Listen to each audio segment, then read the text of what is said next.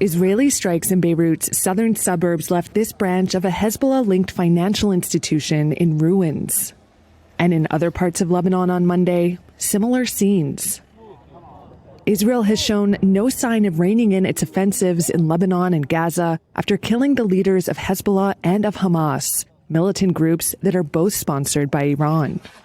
In northern Gaza, residents and medics say Israeli military forces besieged shelters for displaced people, as well as hospitals. The wounded were brought to this hospital in Jabalia.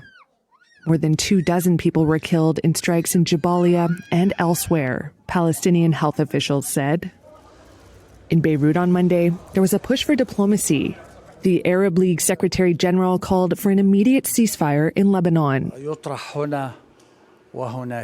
And U.S. Special Envoy Amos Hochstein said Washington is working on a formula to end the conflict between Israel and Hezbollah. He said it was not enough for both sides to commit to UN Resolution 1701, which ended the last round of conflict in 2006. 1701 was successful at ending the war in 2006.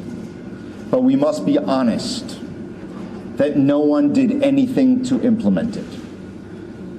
The lack of implementation over those years contributed to the conflict that we are in today. Streets of Beirut, residents say they're not holding their breath. He's been here twice, 3 times, 4 times, and he'll come 20 more times. It's all a waste of time, this man said. The efforts come ahead of a visit by U.S. Secretary of State Antony Blinken, his 11th since the attack on Israel by Hamas that triggered the Gaza war. Israel's campaign in Lebanon has driven 1.2 million people from their homes. People had been sheltering at this abandoned hotel in Beirut until security forces moved in to evict them.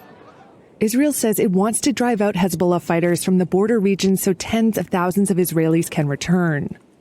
They've been forced to flee over the past year due to cross-border fire from Hezbollah launched in solidarity with Palestinians.